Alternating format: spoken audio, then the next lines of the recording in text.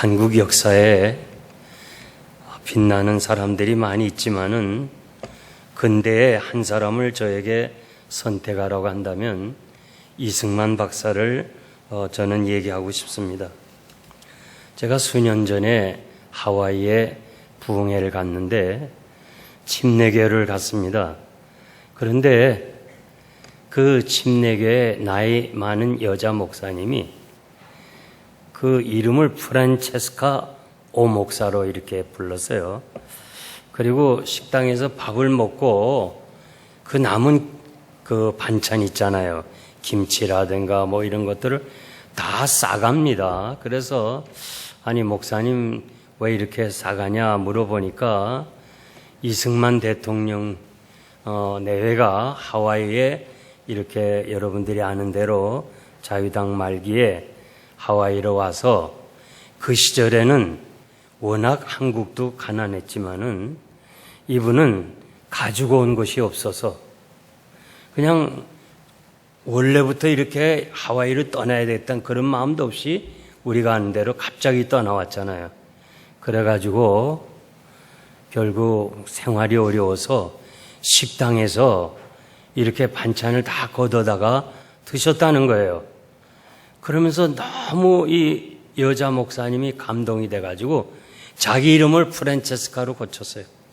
그러면서 영부인도 이렇게 먹었는데 내가 이걸 남기면 됩니까? 그래서 자기는 그때부터 다 먹고 남은 걸 싸가지고 집에 가서 먹는다는 거예요. 저는 그 얘기 들으면서 그 시절에 사실은 이 망명가이신 이 박사님을 돕는 자체가 기업인들이 다 눈총을 받기 때문에 뭐 아무도 도와주지 못하지요. 가지고 온 거 없지요. 그러니까 그렇게 식당에서 그 남은 음식을 걷어다 드셨다는 그런 얘기를 제가 들으면서 그날 이후 저도 집에서 식당에 가면 남은 건 다 이렇게 집으로 싸가지고 옵니다. 여러분도 좀 싸갖고 다니시기 바랍니다. 네, 아멘 하는 사람만 복 받으세요. 1899년 24세 때 고종을 폐위 사건에 휘말려서 이분은 사형 선고를 받았습니다. 한성 감옥에서 선교사 에디라는 분을 통해서 성경을 얻게 됩니다. 그리고 손에는 수갑을 채웠고 목에는 여러분 나무로 만든 칼이 있죠. 그게 있어가지고 자기 손으로 성경을 넘기지 못합니다. 수갑이 채서 남들이 간수가 넘겨달라고 그렇게 부탁을 해서 성경을 통독하기 시작했어요. 하여튼 누구든지 간에 하나님의 말씀을 읽고 듣고 깨닫는 사람은 큰 은혜를 받게 되어 있습니다. 그래서 이분이 이승만 박사가 그 성경책을 읽고 예수 그리스도를 구주로 영접하고 그리고 한성 감옥에 있는 그 동료들을 40명을 이렇게 복음을 전해서 예수 믿게 했습니다. 그 40명 가운데 월남 이상재 선생이 있었고 이준 열사 같은 분들이 있었습니다. 훗날 독립운동을 위해서 일한 중심에서 일한 사람들이 이승만 박사가 6년간 감옥에서 이렇게 전도하고 그리고 예수 믿게 한 사람들입니다. 이 박사는 자신이 6년 동안 있으면서 감옥에서 말씀을 통해서 예수를 영접한 것이 자신의 인생에 가장 행복한 때였다고 고백을 했습니다. 이 한 사람의 변화가 한 사람의 위대함이 오늘 이렇게 한국을 이루었고 지금 군목 제도도 이승만 박사가 만들어낸 것입니다. 한 사람이 말씀을 통해서 변화받으면 위대한 일들을 할 수 있는 겁니다.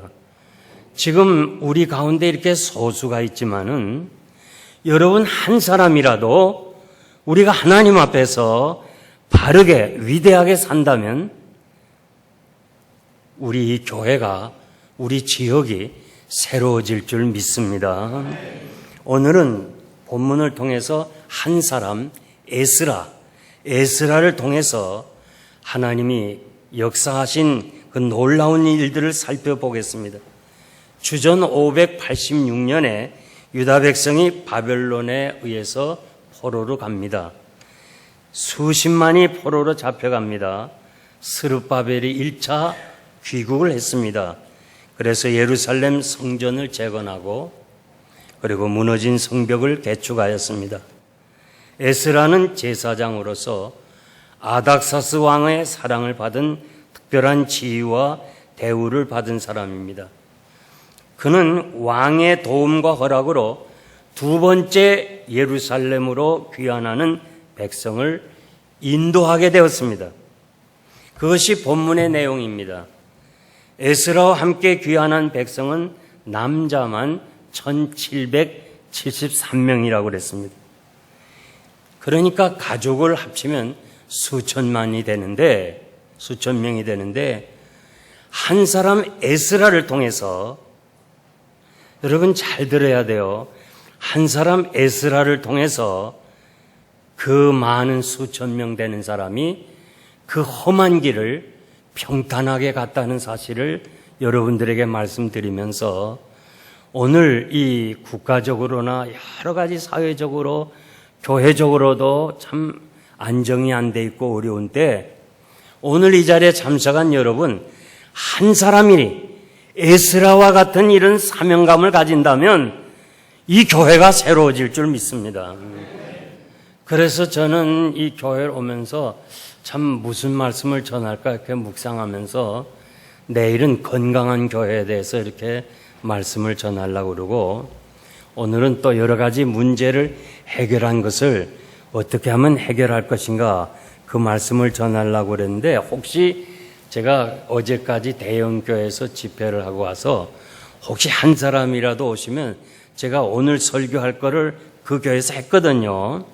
그래서 저는 대신에 다른 설교를 하려고 그러니까, 그래서 오늘 마지막 설교를 오늘 여러분들이 말씀드리는데, 저는 꼭 제가 간절한 소원은 여러분 한 사람 한 사람이 에스라와 같은 사명을 가지면 우리 모두가 형통의 복을 받을 줄 믿습니다. 4개월을 가는 여정으로 가야 되는데 강도들의 표적이 되는 위험한 길입니다. 당시의 강도들은 무역상을 상대로 사람을 죽이고 물품을 빼앗았습니다. 이 에스라가 가지고 가는 물품이 은이 24.5톤이고 금이 3.75톤이에요. 그러니까 이게 계산을 하면 복잡하니까 하여튼 은과 금이 많다는 사실, 그것만 알면 돼요. 그러니까 이건 강도의 표적이 되는 거예요. 왕의 특명으로 가기 때문에 호위병, 군대를 동원해서 갈 수도 있었습니다. 그런데 에스라는 백성들에게 군인을 의지하지 말고 하나님을 의지하고 살자, 하나님만 의지하고 가자, 그것을 백성에게 깨닫게 하기 위해서 호위병 없이 떠납니다. 우리도 인생길을 가는데 내일 일을 아무도 몰라요. 우리 다 초행길을 가요. 또 지금 시시각각으로 이렇게 사회적 변화와 정치적 이 불안정 속에서 내일이 어떻게 될는지 우리는 아무도 몰라요. 모르지만은, 그러나 우리가 분명히 아는 것은, 또 소원하는 것은 하나님이 함께 하시리라고 믿습니다. 그리고 우리의 소망은 나의 인생길이 평탄한 길, 평탄한 삶이 되기를 소원하면서 진정으로 여러분의 삶이 하나님 앞에서 복을 받으시길 바랍니다.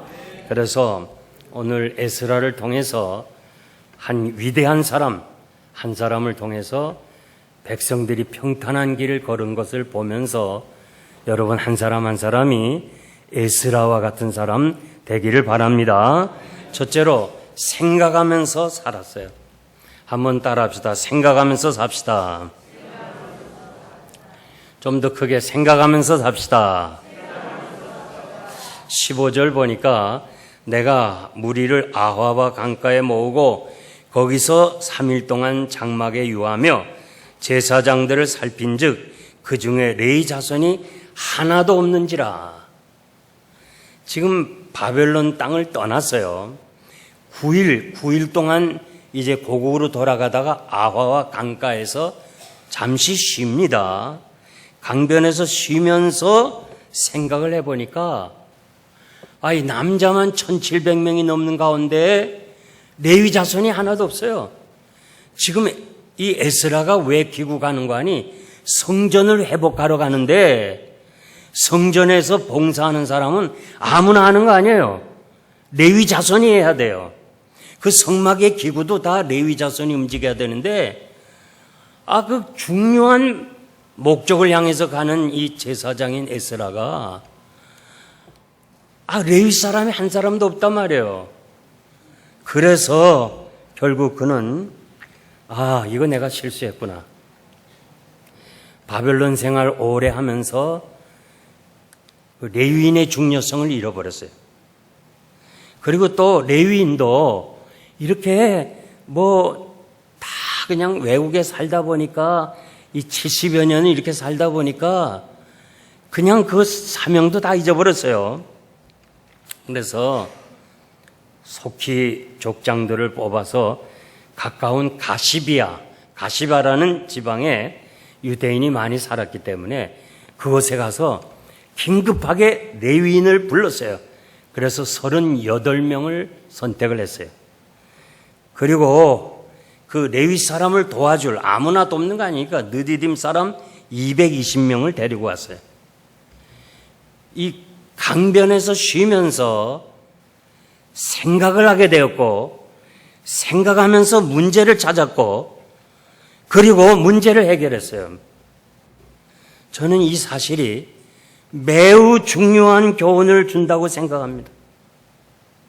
오늘 이 자리에 참석한 여러분, 우리 좀 생각하면서 살아야 돼요. 좀 여러분 한 사람 한 사람이 좀 고민하면서 심사숙고해야 돼요. 나는 이 교회를 위해서 무엇을 했나? 지금 우리 교회가 어떤 문제에 직면하고 있나? 내가 지금 이 교회 재건을 위해서 무엇을 해야 되겠나? 여러분 한 사람 한 사람이 심히 고민을 해주세요. 정말 제가 여러분들에게 부탁하는 것은 여러분 한 사람 한 사람이 깊이 생각하고 이 교회를 염려하고 이 교회 부흥을 위해서 어떻게 해야 될까? 이거를 생각한다면 이 교회가 다시 회복되리라고 믿습니다. 제가 대형 교회 가서 예배를 드렸는데 집회를 했는데 그냥 수천 명이 꽉 찼어요. 근데 그 교회 교인들이 그렇게 말해요. 울산 남교회가 우리 교회보다 컸다고. 참 제가 그 얘기 들으면서 좀 마음이 상하네요. 왜 우리 교회가 이렇게 약해졌을까? 여러분 한번 생각해 봤어요? 나는 여러분들이 한번 깊이 생각해 보길 바랍니다. 내가 과연 앞으로 이 교회를 위해서 무엇을 어떻게 해야 될까 생각이 필요합니다. 요즘 사람들은요, 너무 생각 없이 본능에 의해서 살아가요. 아무 생각 없어요. 그래서 학자들은 지금 이 시대의 풍조를 액티비즘이라고 그러는데 영어로 행동만이 있다는 거예요. 생각을 안 한다는 거예요, 사람이. 아예 생각을 거부한다는 거예요. 그저 쉽게만 살아가려는 거예요. 그래서 예를 든다면 지금 화장실에도 옛날에 남자 화장실, 여자 화장실 그것도 힘들어 생각하려니까. 그러니까 그림으로 표현해. 남자 그림 하나였고 여자 그림 하나였고 이렇게 아주 이지고잉 아주 쉽게만 살아가려고 그래요. 요즘 청년들이요, 여기 나이 드신 분 알지만 우리 세대하고는 달라요. 그저 돈 버는 일이라면 그저 너나 나나 할 것 없이 다 걸룩하는 거예요. 지금 그저 청년들이 연예인이 되고 싶어서요, 이 국내에 연예인들 계획사만 1700개나 돼요. 그리고 연예인 지망생, 코미디언 지망생들이 100만이 넘었다는 거예요.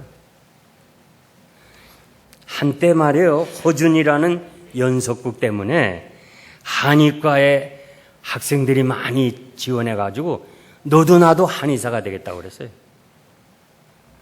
생각 없이 살면 후회가 있게 되고 그리고 남들에게 이용당하거나 사기당할 수 있어요.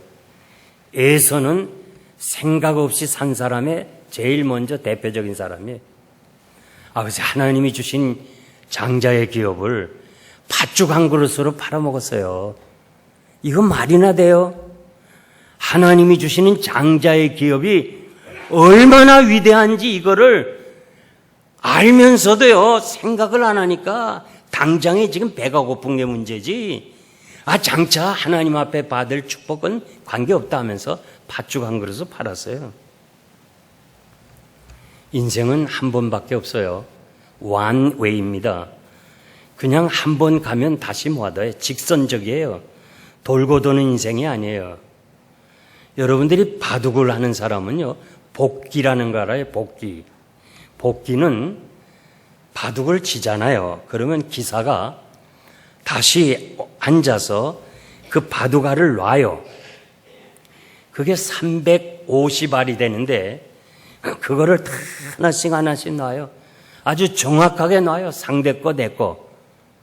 그리고 왜 졌느냐? 왜 한 집 반으로 졌느냐? 그거를 연구하는 거예요. 근데 아마추어들은 그렇게 못해요. 왜 그런 줄 알아요? 기사들은 바둑알 하나 놓는 걸요, 대충 놓질 않아요. 대충 안 놓고 하나를 놓을 때에 30분, 40분 생각하고 또 생각하고 또 생각하고 이걸 놓고서 후회가 없다 할 때 딱 놓는 거예요. 그러니까 머릿속에 바둑알이 다 있어요. 그거를 복기라고 그래요. 여러분, 우리 인생도요, 하나님 앞에서 복기를 해야 돼요. 어젯날 우리가 하루 산 것을 하나님 앞에서 비디오 보듯이 되풀이 된다면 얼마나 부끄러운 게 많아요. 저는 이제 목회를 다 끝내고 이제는 참 은퇴한 사람으로서 아비된 심정으로 말씀드리는데, 당회원 여러분 혹은 재직회 여러분, 우리가 무슨 발언을 하거나 무슨 제의를 할 때 좀 생각하고 할 필요가 있어요. 그냥 생각 없이 그냥 하는 사람 많아요. 이게 그냥 생각하지 않고 그냥 말했다가 이게 아닌 걸 알아요, 본인이. 그리고 그 같이 있는 당회원이나 재직회원들이 이건 아니라는 분위기를 알아요. 그러면서도 자기 자존심 때문에 끝까지 우기고 교회 안에서 풍탄한 그런 문제를 일으키는 것이 오늘 이민교회 문제예요. 나는 한국교회는 어떤지 모르지만은 이민교회는요, 다 저 잘났다는 거예요. 다 잘난 사람들이에요. 또 실제로 잘났어요. 그런데 그냥 좀 생각하고 내가 이렇게 말하면 상대가 어떻게 생각할까? 내가 이렇게 행동하면 상대가 어떻게 반응할까? 이 좀 생각을 하면서 살아야 되는데 부부관계도 마찬가지예요. 그냥 생각 없이 탁 말을 함부로 하는데 상처받은 아내나 남편들이 많아요. 옛날엔 아내가 많이 상처받았지만 요즘은요, 남편이 상처를 더 받아. 야, 아내들이 참 변했어요. 대단해요, 요즘 아내들이. 하여간 여러분, 앞으로 목회자가 누가 오실는지 모르지만은 제가 목회해 보니까요, 생각 없이 그냥 당회나 재직해서 툭 말하는 것이요, 얼마나 목사에게 마음을 상하게 하는 일인지 몰라요. 그러니까 담임 목사님 없으니까 내가 말하기 쉬운데요, 또 담임 목사님이 계시면 또 뭐 담임 목사님하고 짰다고 그럴 수도 있으니까 목사님이 안 계셔서 이제 말씀드리는데, 정말 여러분, 앞으로 당회를 하거나 재직을 할 때 생각을 깊이 하고 또 생각하고 그러면 문제점을 알게 될 거예요. 그리고 그렇게 해서 나오는 이야기는 정말 소중한 거예요. 나는 여러분 교회에 이제 목사님들이 많이 갈리지 않기를 원해요. 예. 아멘 하는 사람만 복 받으세요. 하여튼. 제가 오래전에 웨스트민스터에서 박사학위 논문이 이민교회 성장에 대해서 썼어요. 그때 미국에 3,200개 교회가 있었는데 50대 교회를 선정했어요. 그런데 그 교회 목사님들이 평균 목회 연령이 18년에서 25년이에요. 한 분이 오래 계셔야 돼요. 수년 전에 그 서울대학에서 한 살 난 아이가 정신분열로 입원을 했어요. 이거 어떻게 한 살 된 아이가 정신분열이 돼요? 그래서 그냥 이게 학자들이 모여서 연구한 결과 이 아이가 1년 동안에 자기를 봐주는 베이비시터, 그러니까 애기 돌봐주는 사람 6번이 체인지 됐어요. 1년에. 그러면서 이 아이는 우리가 느끼는 대로 6번 어머니가 죽는 아픔을 당했다는 거예요. 그러니까 여러분, 정말 중요한 것은 이제 어떤 목사님이 오시든지 간에 그 목사님이 저처럼 35년 이상 여기 있도록 하면 이 교회가 부흥될 줄 믿습니다. 그래서 당회원들과 한ten 재직들이 한마음 한뜻이 돼가지고 그저 목사님 중심에서 교회를 세워나가고, 교회가 잘 돼야, 교회가 축복의 통로니까 교회가 잘 돼야 우리 가정도 잘 되게 돼 있습니다.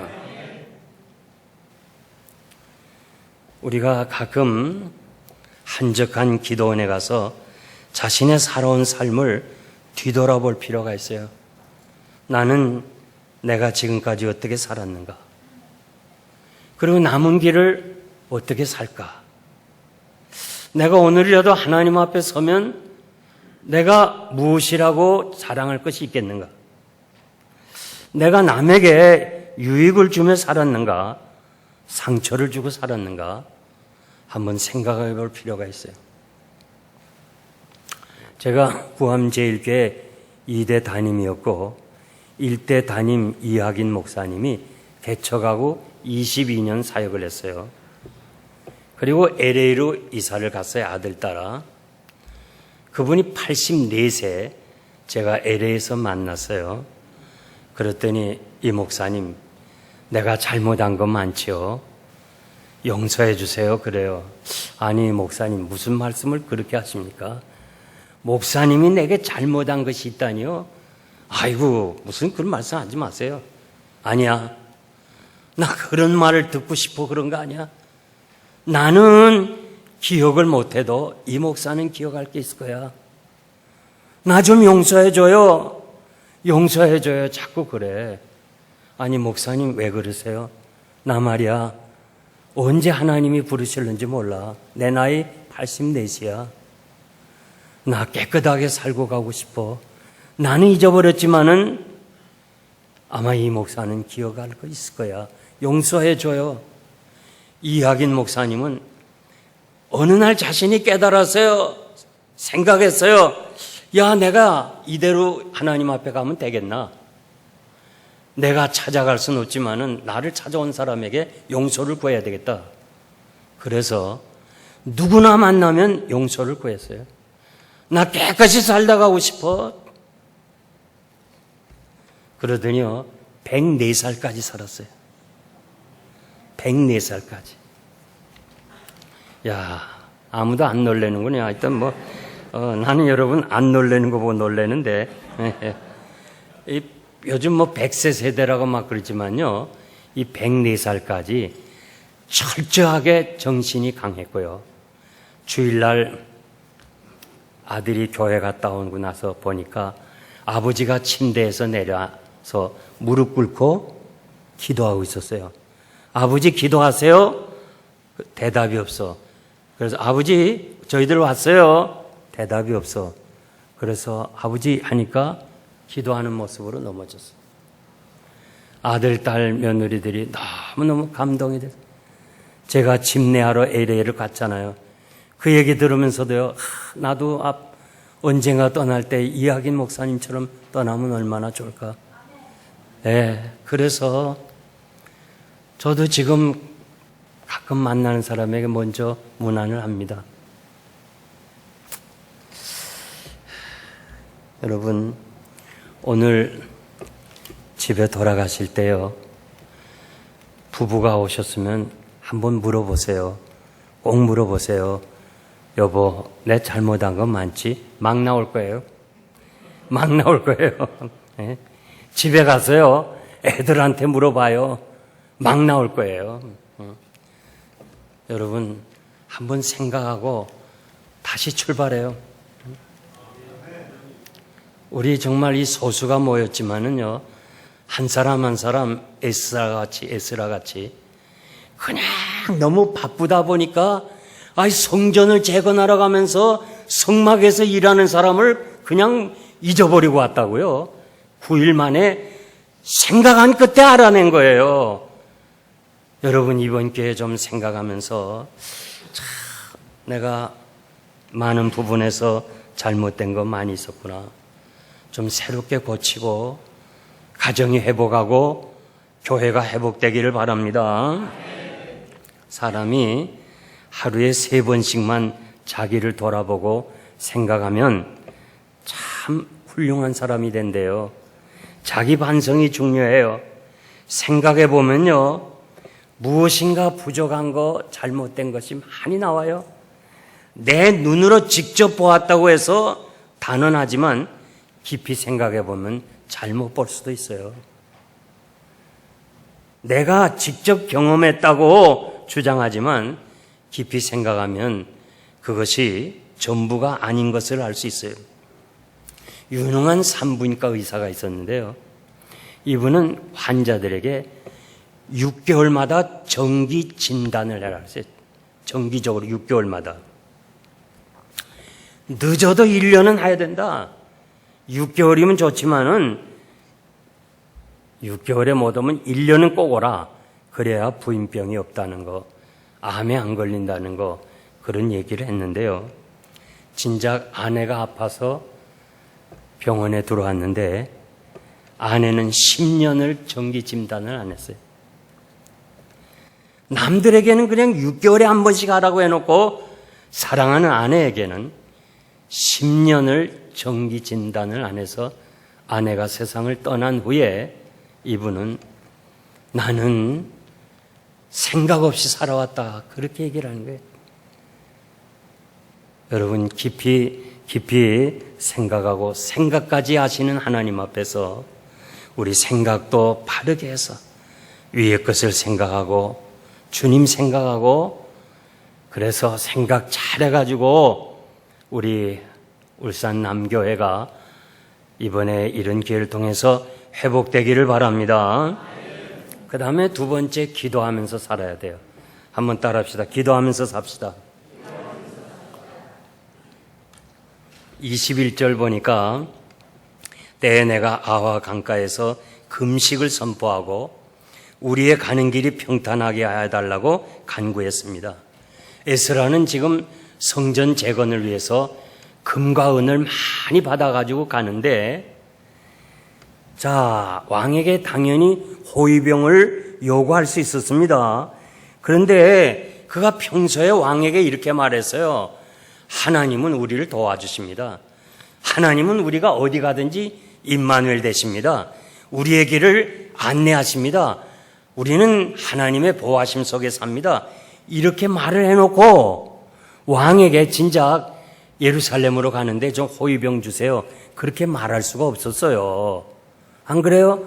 자기가 뭐 하나님 살아계신다 이렇게 얘기해놓고는 왕에게 겁이 나서 호위병 달라, 붙여달라 할 수 없어서 그가 백성들을 인도하면서 걱정이 되는 거예요. 왜? 강도들이 눈독을 들였잖아요. 그러니까 결국은 거기서 금식을 선포해요. 우리가 금식하자. 우리가 평탄한 것을 위해서, 우리가 순탄한 길을 위해서 우리가 여기서 금식을 하자. 에스더가 유대 민족을 살리기 위해서 이 하만의 손에서 건짐을 받기 위해서 백성들에게 뭐래요? 금식을 해달라. 금식을 해달라. 결국 유대 민족을 살렸습니다. 블레셋 전쟁의 위험 앞에서 사도 이 사무엘은 백성들에게 미스바에 모여서 우리 금식하자. 힘이 없으니까 우리 금식하자. 금식기도. 니느웨 백성들이 금식하며 간구할 때 하나님의 뜻을 돌이켰다고 그랬어요. 제가 영생교회를 개척하고 35년 하면서 매 정월 1월 1일부터 2박 3일 동안 금식 기도를 갔어요. 물론 다 간 건 아니에요. 가기를 원하는 사람 한 100여 명 혹은 많을 땐 200여 명 금식 기도 떠나요. 영시 예배, 연말 영시 예배 끝나고 금식 기도 떠나요. 그리고 우린 2박 3일 동안 교회와 가정과 국가와 우리 두고 온 조국을 위해서 금식 기도했어요. 그런데요, 그 이듬해에 우리가 다시 간증을 해요. 1년 전에 금식하고 출발했던 그 문제들이 해결되는 것을 제가 여러 번 봤어요. 나는 여러분들에게 부탁드리고 싶어요. 이제 중요한 목사님을 선택하는 이 마당에서 정말 이 자리에 참석한 여러분들이 교회 사랑하는 사람 아닙니까? 여러분들이 정말 이 교회를 위해서 참 이 교회를 떠나지 않고 이 교회를 세우고 회복하기 위해서 기도하는 사람인데 나는 최소한 담임 목사님 올 때까지 하루에 한 번이라도 한 끼라도 여기 모인 사람이라도 금식하면서 주여 우리 울산교회를 회복해 주소서. 이 교회를 다시 회복시켜 달라고 여기 지도자 되신 장로님들부터 앞장서서 금식을 하면서 하나님께 기도해야 될 거예요. 네? 아멘 하는 사람만 복 받으시기 바랍니다. 다윗은 그렇게 어려운 가운데서 그렇게 위험한 가운데서 그 위경에서 건짐을 받은 것이 기도 때문이라고 그랬습니다. 이 강원도 많은 이 작은 땅에서 나무도 없고 숲도 없는 그냥 광야 같은 데서 다윗을 숨겨주거나 보호하면 제사장까지 다 죽이는 그 사울왕의 폭도 앞에서 어디 숨겠어요? 어디 피난 가겠어요? 이제 죽었다고 하나님께 기도하면 하나님께서 자기를 살려주셨다는 거예요. 우리 모두가 다 하나님 앞에 기도하고 위대한 사람들은요 다 기도의 사람들이에요. 훗날 여러분들이 스코틀랜드를 여행하게 되면 조한 낙스의 집을 가보세요. 제가 이 몇 분하고 같이 거기를 갔는데 스코틀랜드에 들어가는데 입장료가 있어요. 그 생가에. 다른 사람은 안 가겠대. 돈 낸다고. 그냥 겉만 보고 사진 하나 찍으면 됐지 뭐 안에까지 가냐. 나는 입장료 내고 들어갔어요. 나 혼자. 그랬더니 그 방 안에서 잔 낙스의 기도가 녹음된 게 나와요. 얼마나 기도가 파워풀한지 힘이 있는지. 하여튼 그 당시에 메리 여왕이요. 잔 낙스가 내가 기도하겠습니다 하면 제발 벌벌 떨어서 하지 마세요. 내가 고치겠습니다. 그랬어요. 우리나라도 좀 이런 기도의 능력자가 있어서 우리가 기도하겠습니다 하고 목사님 막 얘기하면 막 문재인 대통령이 떨면서 좀 기도하지 말라. 내가 고치겠다. 그래야 되는데 이제 우리나라는 없어졌어요. 내가 기도원 가봤어요. 정연철 목사님하고. 왜 그렇게 기도원이 폐허가 돼요? 야, 우리 시대에는 그 가만히 깔고 토굴 속에 들어가서 주여 주여 부르짖고 기도하고. 제가 산기도를 많이 해서요. 그거 막 그냥 추운데도 기도하고 그래서 좀 기관지를 좀 상했지만은 야, 그때 기도 소리는요. 밤에 산 정상에서 이제 그런 소리가 없어요. 너무너무 마음이 아파요. 그래서 저 낙스의 기도의 방에 들어갔더니 한 평 정도 되는 방인데 기도의 무릎이 된 거기가 이렇게 마루가 파였어요. 야, 그래서 내가 너무 감동이 돼가지고 다시 아래층으로 내려갔어요. 그랬더니 잔 낙스가 입었던 가운, 목사 가운 이런 게 다 전시가 돼 있어요. 유리그릇 장을 만들어서 전시했는데 다 열쇠 잠궜어요. 일하는 사람에게 그랬어요. 나 저 잔 낙스에 가운을 좀, 목사 가운을 좀 입어보면 안 되겠냐? 안 된대요. 내가 지금 2층에 올라갔더니 잔 낙스에 그 기도의 무릎이 파여졌는데 낙스가 지금 가운을 입고 목사 가운을 입고 거기서 기도했을 텐데 제발 좀 빌려달라고. 돈을 달라면 얼마든지 줄 테니까 내가 지금 저 한국에서 미국을 해서 여기까지 잔 낙스 집으로 왔는데 그거 좀 한번 안 빌려줄 수 있겠냐고 막 생떼를 폈더니 허락해 주더라고. 열고 입으라고. 딱 입었어요. 내 옷에 맞아요. 잔 낙스가 나처럼 생겼나 봐요. 그래서 그걸 입고 가서 거기서 쥐 하고 막 기도했어요. 잔 낙스에게 주셨던 기도 영역을 달라고. 그러고 나왔더니 우리 같이 간 동료들이 날 보고요. 얼굴에서 빛이 난다 그러잖아요. 진담인지 농담인지 모르겠으나 하여튼 그러면서 내가 그랬어요. 이거 돈 그까짓 거 뭐 얼마나 아끼느라고 저 안에를 못 들어가 봐. 내가 저 안에 들어가서 막 그런 했다는 얘기를 했습니다. 여러분, 미국이 말이에요. 이렇게 뭐 겉으로 여행 와서 보면은 뭐 이거 뭐 그냥 부패한 거 같고 타락한 거 같고 뭐 전혀 기독교와 같이 그런 거 아닌 것 같지만 제가 9월 11일 테러 사건 때 있었잖아요. 뉴욕의 그 사건, 쌍둥이 무너지는 사건 때. 대통령이 선포해요. 우리 모두 기도하자. 우리 모두 기도하자 하니까요.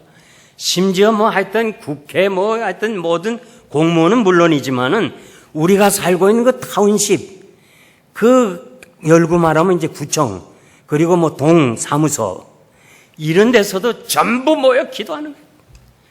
그리고 교회마다요, 이게 뭐 지나다니면 교인이 있나 없나 그럴 정도인데 그 사건 나고 대통령이 기도하자 그러니까는 그냥 전체 모여가지고 그냥 수백 명이 교회들마다 가득 차가고 계속 기도하는 거예요. 계속 기도하는 거. 그래서 내가 이것이 미국이구나. 정말 어느 가다가 벽에 부딪히면 거기서부터 무릎 꿇고 기도하는구나. 여러분, 제가 긴 말씀 안 드리겠지만은 정말 오늘 난 여러분들 사랑합니다. 그리고 참 존경합니다. 이렇게 목사님도 안 계시는데 집회에 참석하셨는데요. 여기 모인 여러분들이 우리가 기도밖에 할 거 없어요. 주여, 우리 울산교회를 회복시켜달라. 정말 좋은 목사님 오게 해달라. 정말 우리를 위해서 희생하고 우리 위해서 같이 기도해 줄 수 있는 이런 목사님 오게 해달라고 여러분들이 금식하면서 기도하시길 바랍니다. 그 기도는요, 언제인지 모르지만 반드시 응답이 돼요. 반드시 응답. 제가 지난 봄에 와서 또 말씀드렸는지 모르지만은 저는 정말 기도의 능력을 체험한 사람이에요. 중학교 1학년 때 대학을 맞고 낮에 일하고 밤에는 공부하고 그것도 뭐 야간이에요. 야간 중학교 고등학교. 그러면서 난 새벽마다 나와서 하나님, 난 미국 유학을 가겠습니다. 난 미국에 유학 가서 공부하겠습니다. 아무도 안 믿어요. 아무도. 그 믿을 수가 없지. 그 시절에 무슨 유학이에요. 사장 아들도 못 가는데 아버지도 없고 그냥 가난하게 작은 아버지 집에 성장하면서 수학여행 한 번도 못 갈 때마다 저는 한 번도 못 갔거든요. 중학교, 고등학교, 대학교, 신학부까지 돈이 없어서. 그때마다 우리 어머니가 용걸아, 넌 기도원에 가서 기도하면 어떠니? 그래서 갈 데 없고 할 게 없어서 기도원에 갔어요. 막 서러워서 운 때가 많아요. 하나님, 난 왜 이렇게 가난해서 수학여행도 한 번 못 가요? 하나님, 나 축복해 줘야 돼요. 난 미국 유학을 떠나겠어요. 때가 되니까 하나님이 저를 유학으로 보내잖아요. 그리고 미국에 가서요, 그 웨스트민스터 신학교에서 박사학위 받는 거 쉬운 거 아닙니다. 그리고 총회 신학대학을 나온 사람 중에서요, 2개 다 하는 사람 없어요. 목회 성공한 사람. 지금 미국에서 영생 장로교 하면요, 모르는 사람 빼고는 다 알아요. 야, 그 교회가 위대한 교회라는 거. 16,500평 땅에다가 그 필라델피아 사람이 약 5만 명 산다고 한인회가 그러는데 재적 인원이 4,500명이에요. 그리고 박사학위를 받고, 그래서 한국에서 교회가 나기만 하면 장로님들이 미국까지 왔어요. 오라고. 나 안 간다고 그랬어요. 왜 안 갔냐? 35살에 개척하고 장로님들이 나를 이렇게 키워줬는데 나 좋다고 안 떠난다고. 그래서 35년을 목회했어요. 제가 이론이 아니고 정말 여러분 사랑하는 마음으로 울산 남교회가 정말 크게 부흥돼서 제가 다시 와서 말씀 전하면 얼마나 좋겠어요. 예? 그래서 오늘 여기 계신 여러분들이 참 금식을 하면서 주여, 그저 하나님 앞에 헌신된 목사님 오셔서 우리 교회를 다시 회복해달라고 기도로 승리하시길 바랍니다. 마지막 3번째, 겸손하게 살아야 돼요. 한번 따라합시다. 겸손하게 삽시다. 21절 보니까 에스라는 강변에서 하나님 앞에서 스스로 겸비하여 우리와 우리의 어린아이들이 평탄한 길을 가도록 하나님께 기도했다고 그랬어요. 교만은 패망의 선봉이에요. 겸손해야 평탄한 길을 갈 수 있어요. 야곱이 20년 만에 고향에 돌아오지요. 그럴 때 야곱이 제일 무서운 사람이 뭐냐면 에서예요. 에서 형이 나를 어떻게 해야 할까? 이게 제일 겁이 났어요. 그래서 겁이 나서 자기 이 식구들을 이렇게 나눴잖아요. 그리고 앞에 첩보원을 보내요. 지금 에서의 분위기가 어떤가 알아보라. 400명 군사를 거느리고 와요. 동생을 맞이하러 오는 사람이 무슨 400명 군인을 거느리겠어요? 야곱이 이제 죽었다 이거야. 나는 이제 끝났다. 그러면서 야복 강변에서 기도하잖아요. 그러면서 자기 야곱이 죽었어요. 그 교만한 야곱이 죽고 이스라엘로 이름을 바꿔요. 그리고 에서를 만나서 뭐 한 줄 알아요?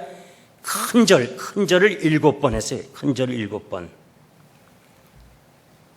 7번 큰절하는 거는 부모에게 하는 거예요. 이스라엘에서. 이전이 형이 아니고 내 아버지입니다. 아버지로 모시겠습니다. 7번 절했어요. 그리고 형님의 얼굴을 뵌즉 하나님의 얼굴을 뵌 것과 같습니다. 야, 돈 든 거 아니에요. 돈 드는 거 아니에요. 말 한마디, 천냥 빛을 갚는다는 것처럼 형님의 얼굴을 배운즉 하나님의 얼굴을 뵙는 것 같습니다. 한번 에서의 기분이 어떤지 한번 알아볼까요? 양옆의 사람에게 하나님의 얼굴을 뵙는 것 같습니다. 시작.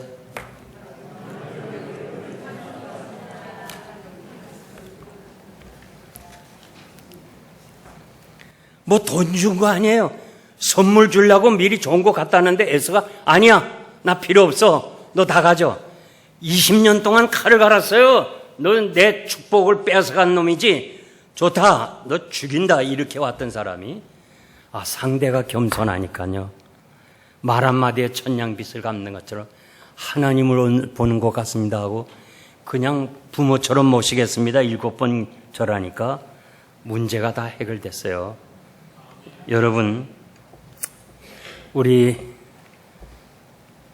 울산 남교회는 장로님들부터 겸손해야 돼요. 아멘입니까? 장로님들부터 이제 겸손해야 돼요. 네? 그래야 모든 성도들이 따라해요. 네? 다 겸손해. 다툼과 허용으로 하지 말고 정말 교만하지 말고 우리가 다 겸손하게 오직 우리 주님만이 주가 되시고 우리 모두는 다 종의 자리로 내려가서 겸손해지기만 하면 하나님이 이 제단을 채워주실 거예요. 성지에 가보면요, 베들레헴, 여러분 갔다 오신 분 알지만 예수님이 탄생하신 그 장소에 기념교회가 세워졌는데요, 예배당 크기는 이거보다 더 커요. 근데 문은요, 잘못 찾아가요. 없어요. 빙빙 돌아야 아주 조그만 문이에요. 아무리 큰 사람, 작은 사람도 숙여야 돼요. 저도 숙여서 들어갔어요. 이 정도 숙여야 돼요. 응? 왜? 예수님이 태어나신 곳에 어떻게 뻔뻔하게 걸어 들어가냐 이거예요. 그게 다 엎드려 들어가야 돼요. 여러분, 우리 모두가 겸손합시다. 참 제가 목회하면서 보니까요, 제일 큰 교만이 뭐냐면 신앙의 교만이에요. 이민교회 우리가 지금 초교파로 모였다 그랬죠. 장로님들이 한 70명 넘는데 초교파로 모였는데요, 제일 교만한 사람들이요, 난 미안해요, 무슨 고려파, 합동측, 신앙이 좋다고 말이야. 이 너무너무 교만해요. 자기가 말이요, 자기 혼자만 하나님 사랑하는 줄 알아. 그래갖고 자기 의견만 주장하려고 그래요. 안 돼요. 제가 이 한국에 있을 때 후암제일교회에 있었는데요, 최초로 화장실이 교회 안에 들어왔어요. 60년대. 그래가지고 장로님이요, 이학인 목사님의 멱살을 잡았어. 이학인 목사님이 60년대에 미국을 와보고 카나다를 와보니까 교회 안에 다 화장실이 있었거든, 수세식. 그런데 그거를 건축을 하려고 그러니까 장로님이요, 막 선임 장로님이, 목사님, 어떻게 더러운 똥간을 거룩한 교회당 안에 들어옵니까? 요즘 그런 얘기 하는 사람 있어요? 이 교회도 보니까 다 안에 들어와 있구만. 예? 그런 사람 없잖아요. 근데 그때는 그게 자기 의야. 자기가 마치 제일 신앙이 좋고 거룩한 사람처럼 말이야. 그러면서 목사님 멱살을 잡았어요. 예? 결국 그 화장실을 못 질 뻔했는데 아내가 죽는 바람에 결국 그게 이루어지고, 제가 사역하는 5년 동안 많은 교회들이 우리 교회 방문하면서 냄새 안 났냐고 여러 사람이 묻고 갔어요. 여러분, 하나님은 원하시는 건요, 능력 있는 장로님, 집사님이 아니에요. 겸손한 사람이에요. 나는 정말 이 교회 여러분, 장로님, 집사님, 권사님 여러분들이 다 겸손하시길 바랍니다. 그래서 그냥 목사님이 오셔가지고 우리 이렇게 합시다 하면 아멘, 아멘 합시다. 하나님은 능치 못함이 없잖아요. 합시다 하면서 협력하고 모두 겸손하게 순종만 하면 반드시 하나님이 이 교회를 회복시켜요. 오늘 아멘 했으니까 하나님 다 들으실 거예요. 성 브라더 로렌즈라는 수도사가 제일 문제가 많고 싸움 잘하는 수도원의, 소문난 수도원의 수도원 원장으로 감독이 파견했어요.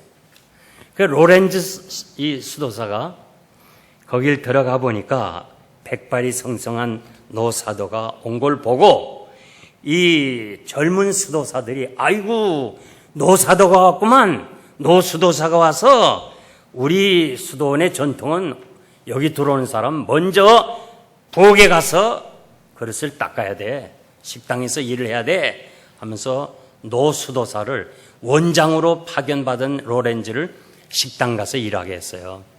로렌즈는 아하, 이게 문제구나, 이 수도원이 이렇게 문제가 이것이구나, 아무 말하지 않고 식당에서 밥하고 그릇 닦았어요. 3개월이 지나서 감독이 시찰하러 왔어요. 모든 수도사들이 다 모였어요. 그러면서 감독이 로렌즈 수도원 원장님 어디 계시냐니까 아직 우리는 안 왔습니다. 그래서 우리 수도원 원장이 안 왔어요. 아, 로렌즈를 보냈는데, 아차, 로렌즈? 큰일 났거든. 지금 부엌에서 밥하고 있거든요. 그래서 그냥 수도사들이 막 몰려간 거예요. 감독이 말해요. 아니, 원장을 이렇게 대우하나? 수도사들이 그냥 혼이 났어요. 혼이 났어. 그래갖고 다 무릎을 꿇었어요. 여러분, 난 이 한국 교회가요, 좀 겸손해야 돼요. 야, 이 큰 교회 목사님들이 얼마나 교만한지. 그리고 큰 교회 부목사님들도 교만해. 하여간 이렇게 방문하면 말이에요. 어디서 왔냐 그러고 말이야. 왜 왔냐 그러고 말이지. 담임 목사 좀 만나러 왔다면 없다 그러고 말이에요. 또 뭐 그 다음에 부목사 오지, 행정목사 오지, 비서실 목사 오지. 담임 목사 한 사람 만나러 가는데 3분 목사를 거쳐야 돼요. 그래서 내가 좀 뭐라 했어요. 이래서 되겠냐. 사실 저도 이젠 총신 살아있는 사람 중에 내가 68회를 졸업했기 때문에 살아있는 사람 중엔 제가 제일 어른이라고요. 이랬어야 되겠냐. 어거스틴은요, 첫째도 겸손이고 둘째도 겸손이고 셋째도 겸손이다. 유명한 말이죠. 어떻게 이런 말을 했느냐. 어거스틴에게 레라라는 제자가 있었는데 어거스틴이 레라야 부르는데 대답이 없어. 이놈이 부르는데 대답도 안 해. 그래서 그 레라 방에 가서 레라야 나와봐. 그래도 대답이 없으니까 문을 확 열어버렸어요. 레라가 무릎 꿇고 기도하는 거예요. 여기서 어거스틴이 자기가 너무 못된 사람인 걸 알고 그 레라한테 자기 이렇게 누워서 레라야 내 목을 3번 밟아라. 밟으면서 교만한 어거스티나 3번 불러달라. 거기서 이분이 첫째도 겸손, 둘째도 겸손이라고 했습니다.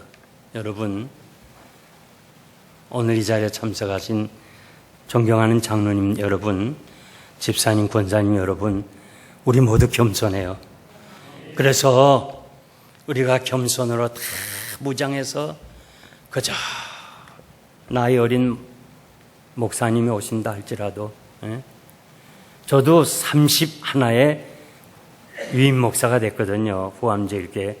그때 5분 장로님이 있었는데 다 60세 넘었어요. 그래갖고 한때는 매번 날 보고 이 대표 기도하면서 어린 종이 말씀을 전하겠다고 막 항상 대표 기도할 때 어린 종을 붙잡아 달라고. 난 그때 그게 너무 부담스러웠어. 응?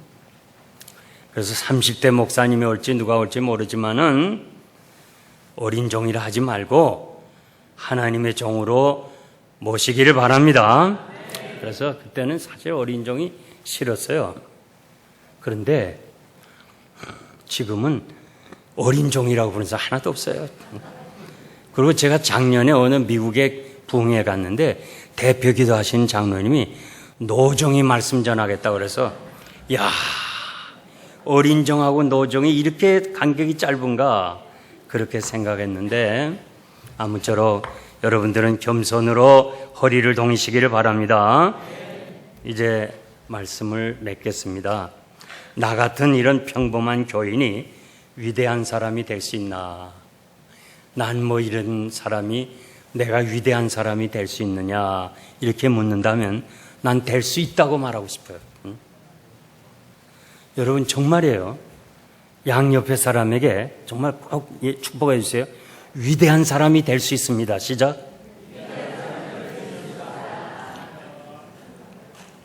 아멘입니까? 아멘입니까?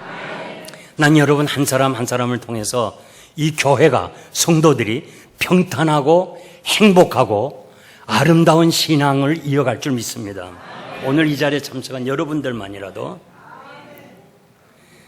나 비록 한 달란트 받은 사람이라도 하나님 앞에서 정말 깊이 생각하고 그리고 하나님 앞에 금식을 하며 겸손하게 나가면 여러분 한 사람 때문에 여러분의 가정, 여러분이 섬기는 교회, 그리고 여러분이 살고 있는 이 나라가 회복될 줄 믿습니다. 런던에 캔터버리 교회가 있는데요. 거기 니콜라이 집사님이 교회 관리 집사님이에요. 옛날이나 지금이나 한국이나 미국이나 관리 집사님들 좀 무시당해요. 그런데 이분은 17살에서 60년간 관리 집사를 했어요. 특히 지금도 유럽에 가면요, 시골에 종 치는 사람이 있어요. 시간을 알리느라고. 근데 이분이 주로 종을 쳤어요. 시간을 알리느라고. 근데 두 아들이 있는데 옥스퍼드 그리고 캠브리지 대학의 교수로 있어요. 참 이 관리 집사들 자녀들이요, 잘한 사람이 다 성공해요. 그래서 이제 두 아들이 대학 교수로 있어요. 유명한 대학에. 그런데 76세 내던 해에 이분이 임종을 지켜야 돼. 그래서 두 아들 교수가 오고 가족이 다 와서 아버지 임종을 지켜보는데 갑자기 그 종 치는 시간이 됐어. 시간. 정오에 나가서 종을 쳐야 돼. 임종의 자리에서 벌떡 일어나가지고 밖에 나가서 교회 나가서 종 치느라고 종소리 하나 치고서 이거 잡은 채로 세상을 떠났어. 이것이 죽도록 충성이에요. 살도록 하는 건 충성이 아니에요. 이 종을 잡은 채로 죽었어. 이것이 결국 엘리자베스 여왕에게 알려졌어요. 세상에 임종 환자가 나가서 자기 사명을 지키다니, 야, 이런 사람은 영국의 귀족이다. 그래가지고 그 가족을 전부 귀족으로 신분을 올려놓고 황실, 왕들만 들어가는 묘지에 니콜라이 집사의 묘지를 들었어요. 그리고 그가 죽는 날 말이에요, 그 장례하는 하루를 전부 런던의 모든 가게들이 다 쉬었어요. 스스로 문 닫았어요. 스스로 유흥주점도 문을 닫았어요. 그리고 지금 이 니콜라이 집사가 죽은 날을 공휴일로 정해서 공휴일. 관리 집사 하나가 끝까지 죽도록 종을 잡고 치다가 죽어서 이것을 충실한 사람으로 봐서 이 무명의 관리 집사가 황실의 묘에 들어갔고 그날을, 죽은 날을 국가의 공휴일로 정했어요. 지금까지 영국에 그 수많은 목사와 장로들이 있었지만 한 사람도 왕실의 묘지에 들어갈 수가 없었어요. 성도 여러분, 그리고 집사님 여러분, 또 권사님 여러분, 장로님 여러분, 끝까지 충성합시다. 끝까지 충성합시다.